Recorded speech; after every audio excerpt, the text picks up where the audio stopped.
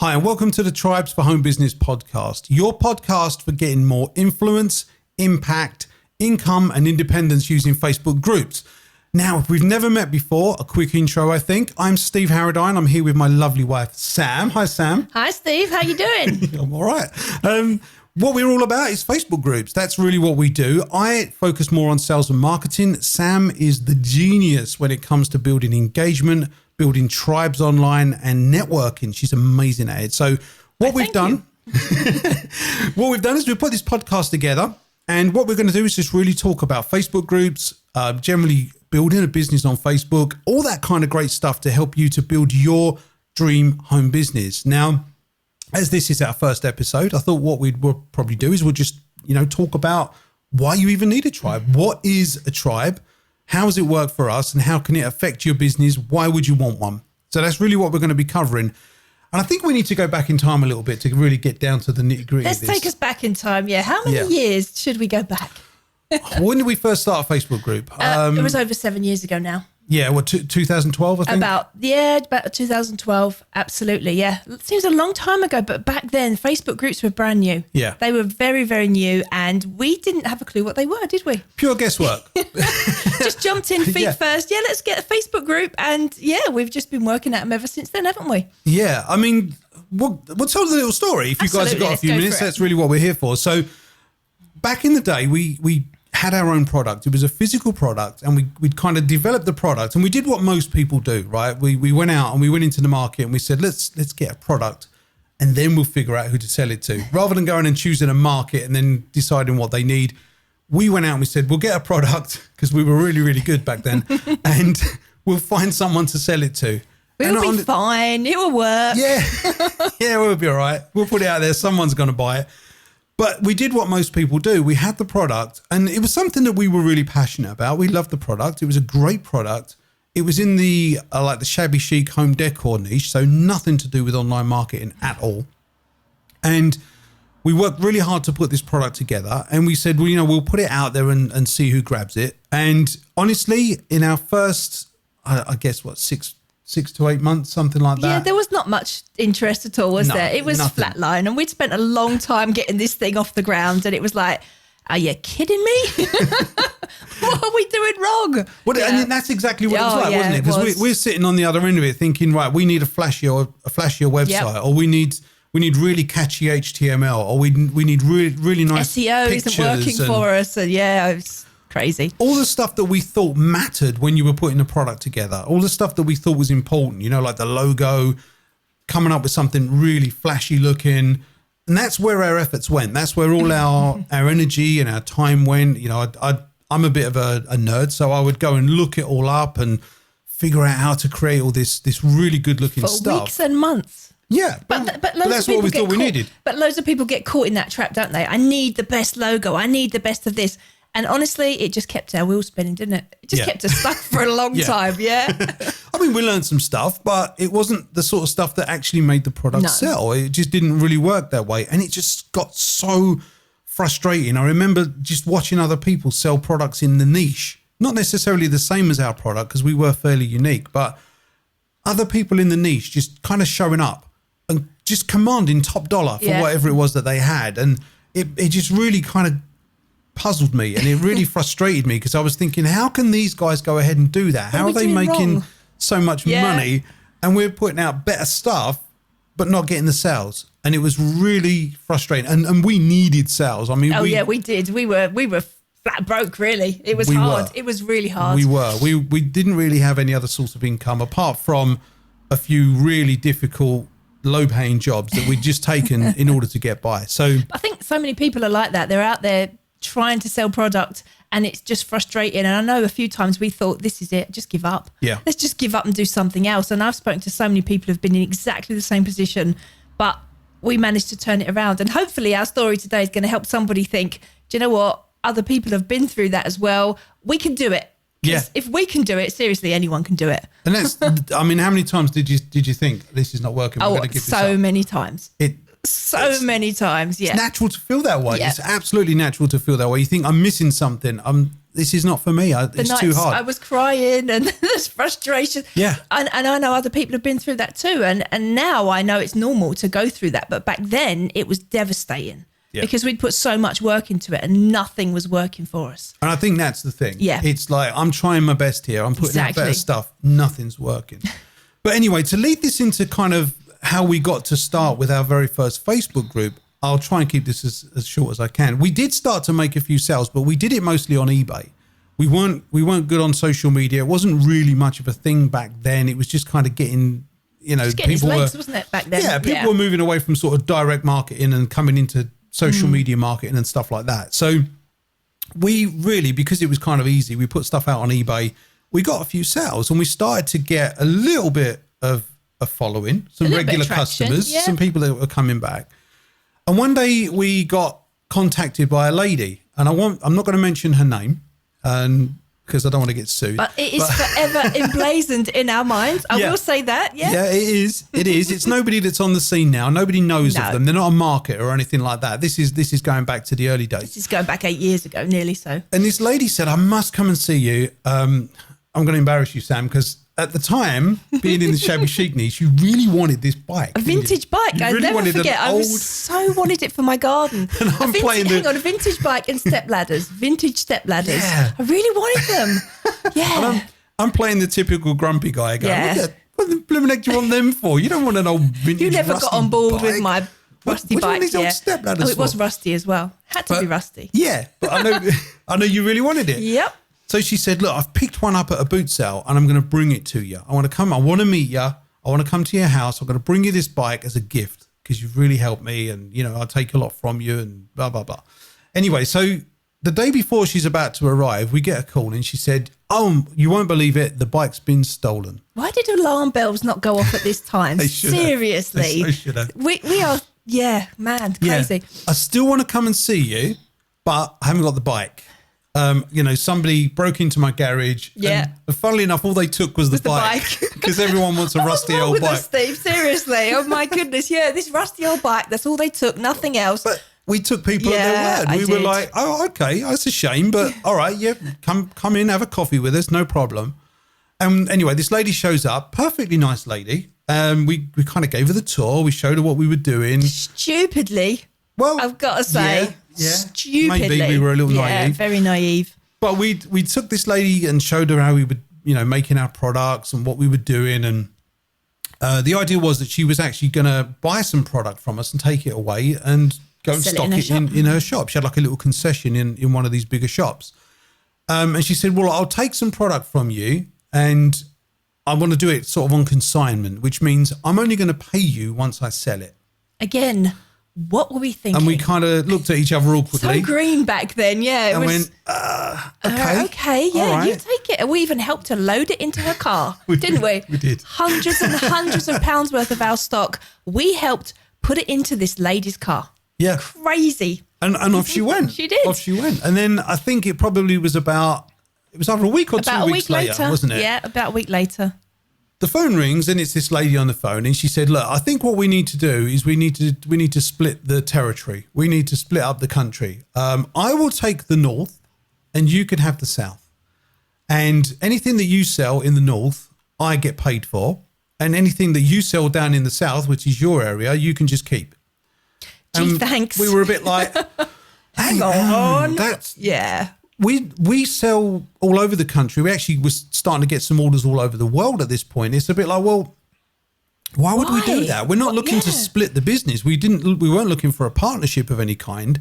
And why would we pay you for doing nothing? And we were really bamboozled. It was really puzzling because we got off the phone and it was like, I really don't know what just happened there. Yeah. It was a really bizarre conversation, wasn't it? It was surreal. But the thing is, and this is, again, she probably, when she visited us, she was probably just sizing us up. Oh, she knew what she was doing. These guys are pretty soft.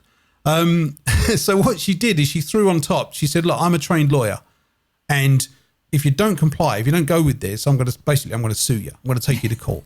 And you know what? We went and Googled her and she was actually a successful businesswoman. She had an airline and all sorts of stuff going on where she came from, she was from South Africa. And she was a trained lawyer. So we looked at it and we were like, whoa, this is pretty hardcore. We don't want to get sued, but I don't really know what to do with this. And that we'd never experienced anything like this before, had we? It totally absolutely shook us to the very core because it got nasty. It got really nasty. It was a whole week's worth of absolutely horrible emails from this lady, horrible phone calls from her. It got a bit spiteful, bad. Didn't it? It got really bad. And anyway, I mean, we knew we didn't want to go down that route. We knew we weren't looking to get into any sort of partnership with this person. And we kind of knew where we wanted to take the business, but we just didn't know how to do it. And I remember watching a training from another marketer, a guy called Chris Farrell, who I doubt is ever going to listen to this. But if you ever do tune into this, Chris, thank you, mate. You've done us a huge, huge favor. And he was talking about putting together Facebook groups. And, you know, didn't really know what one was at the time. I think you were usually just using Facebook to kind of snoop on the kids. That's the only reason at the time I was on Facebook. Yeah, well, I joined it over 10 years ago just to snoop on our then teenage daughters because I knew they loved Facebook. You didn't have a clue, did you, back then? And I thought to myself, I need to be where the kids are going, where they're posting, where they're going to be going out at night. I need to be there. So I was a snooper. Let's be honest. It's not that you were trying to be involved. You just wanted to bust them when they were doing things. Exactly. Yeah, as most parents would when they've got teenage kids. Too right. But it got. But that was the extent of it, really, wasn't it? That's the reason why I joined Facebook. Yeah. Yeah. Thanks, exactly kids. That. Yeah. So that's pretty much all we did on Facebook. But I remember coming into the room and saying, I've just listened to a training and I think a Facebook group could be a good idea. And the reason why I thought that would be a great idea initially was just really so that we could keep any prying eyes out. Because what she'd done, I think we didn't tell this part of it, but what she'd done is take all the stuff that she'd taken, she actually copied, ripped us off, undercut us, and went out selling it even cheaper than us. And every single thing that we did, she was copying. So anything I was putting out there, she was copying it all. And so when Steve said, let's start a Facebook group, it was like, okay, that's a perfect way to actually take things behind closed doors, to start building a tribe away from her where we can just gather our own people and just have a safe place that we can express exactly what we want to do and gather other people who have a love for the same thing that we did. Because she clearly didn't have a love for it. She was just not a very nice person. We wanted to keep her out. So Chris Farrell changed everything for us that day. Well, I remember that chat because we were talking about the methods we use to build stuff. Yeah. And instantly this lady said, well, you don't tell anybody that. Yeah. You don't. I remember that. Never tell people what you're doing, even though we were telling her what we were doing. The irony. The irony of that one. But she was like, no, if they ask what colour you've done this, tell them you can't remember. And we were like, no, we don't really want to be like that. No. We want to go out and make an impact. Absolutely. I mean, that's what we were all about. We knew early on in the game, we really wanted to just go out and make as much of an impact as possible. So we really weren't in the business of hiding everything away and shying off and definitely not lying to people and saying, we don't know what colour it was. Because it just makes you look It's not silly. right. It's not right. And if you're going to go out there and make an impact to people like we found, she actually withered away and died on the vine on social media because of her attitude. Whereas we went out, we just gave and gave and gave so much value to people and we impacted as many people as possible.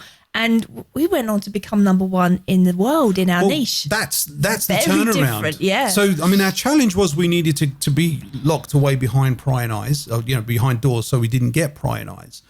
But that was the beauty of what happened next. So as soon as we started our Facebook group, and we really just looked at it as a group, not so much a tribe at that time, because a tribe and a group are quite different. When you've got a Facebook group, you can, it's just about numbers of people. It's just a vehicle, isn't it? It's just a place to gather everybody. But building a tribe is different because it's all about the culture of the tribe. It's all about the ethos of what you do. It's all about building a following and getting connection with people. And that's really what we're all about. And that's what we did very early on. Back in our very first group, it was all about the culture. Everybody came to our group because of the love of one thing. And we became like a huge family, didn't we? It got that way. It definitely got that way. People sort of checking on each other. I've not heard from this person for a while. Can someone pop round and see if they're okay? It was amazing. And that sort of thing going on. Amazing vibe. But the actual sort of benefit that we didn't expect to have happen for us was that, like, instead of us having to go and really push hard to get people to look at our product, instead of us having to go and approach other people, what actually happened was, as a nice side effect of building that tribe and that group, people started approaching us. It People was started to weird. give. I mean, I'll be honest, Sam, more you than me. Yeah. Right? It was definitely more your niche back then. I was the guy in the background putting stuff together. Exactly. Like I was going to say you were the guy building the websites and doing all of the back end work, and I was the one out there. I was the one making connections, going out, talking to people, and just being out there. Really, that's all I can say. Making an impact, and just because I was out there talking to people and doing this with everybody, it actually attracted the attention of some huge leaders in our niche, didn't it? Most of the big people in that niche, every single one of them, eventually approached us. To work with them. We didn't approach them; they approached us. And what we didn't realize was they were either in our group or they had people from their companies in our group watching what was going on.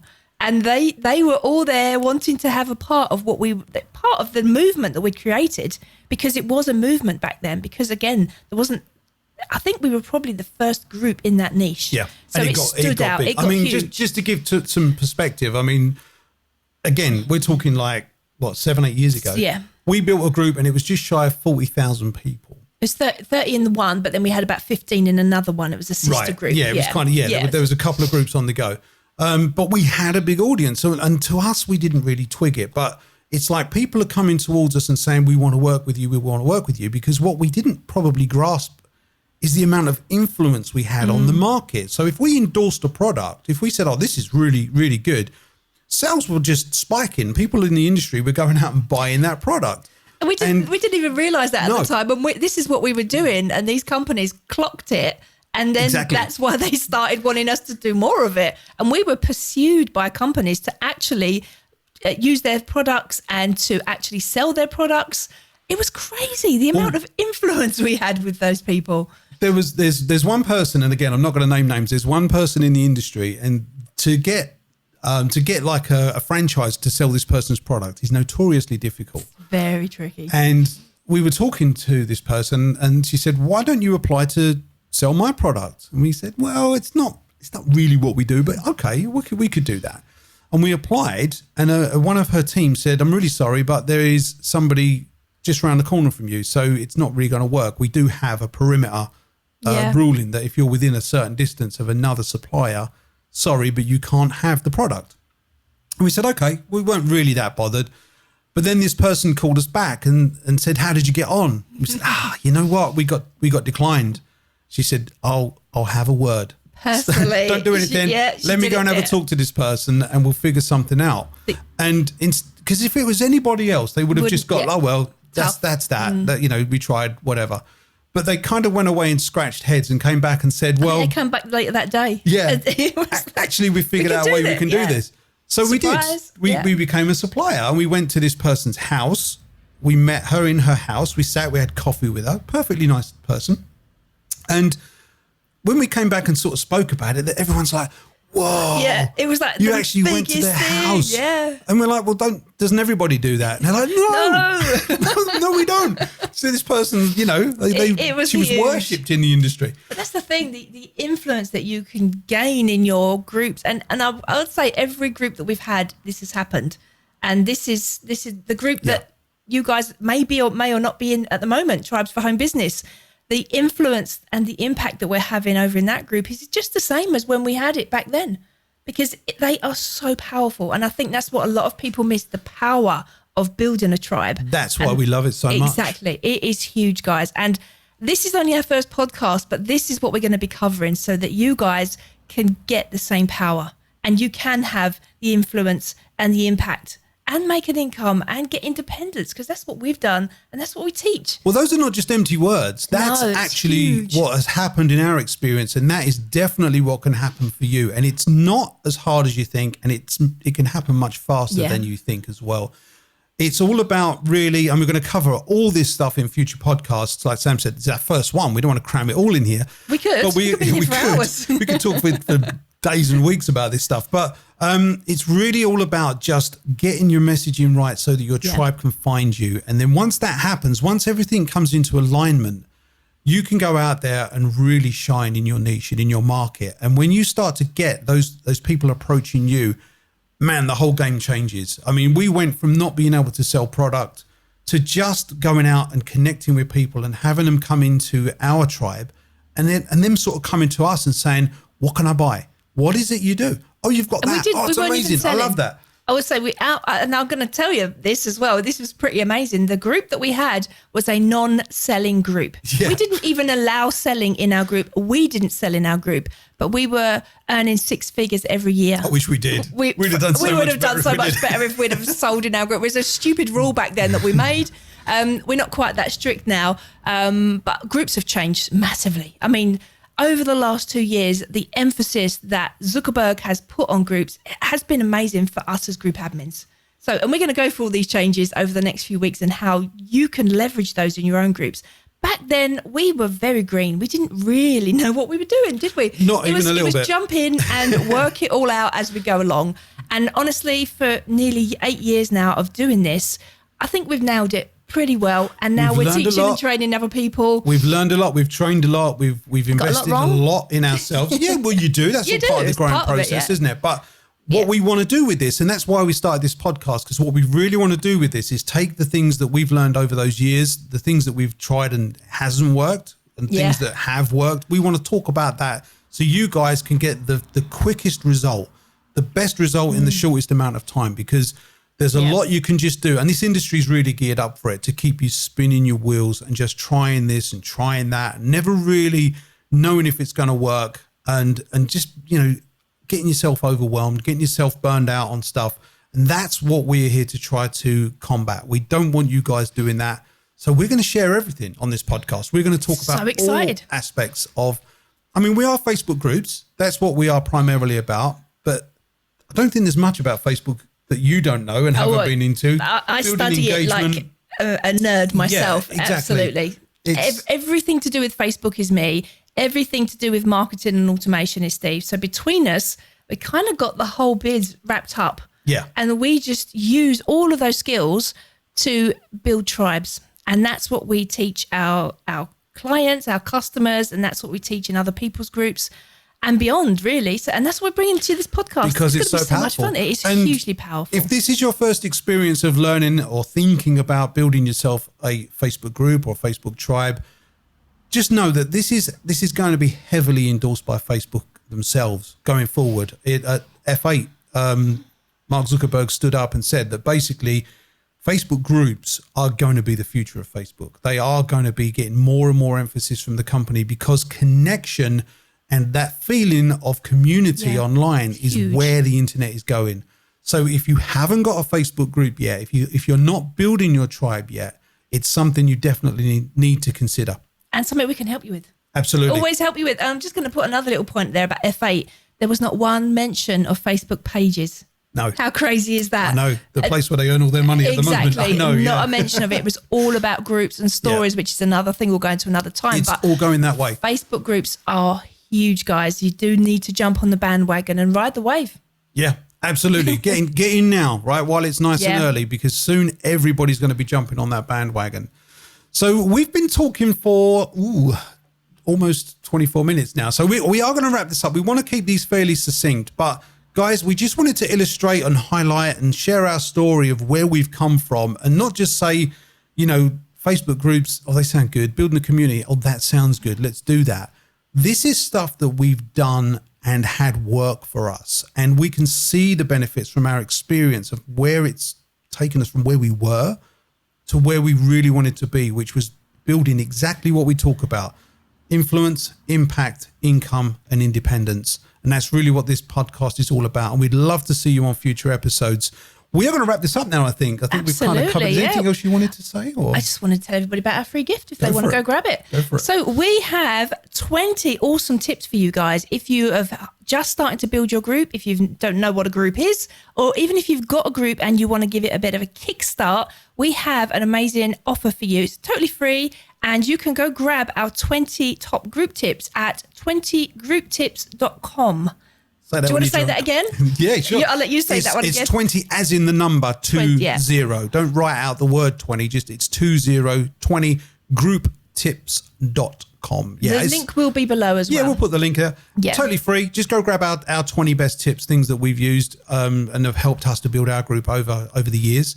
And I will say as well, if you're not already a member of our free Facebook community, please go join us. Absolutely. And that is at Tribes for Home Business on Facebook. Just You'll go find us in search there. it. Yeah, just go search Tribes for Home Business over in Facebook and you will find us, and you are more than welcome. We'd love to have you over there. That's it. See you next time, guys. See you. Bye. Bye.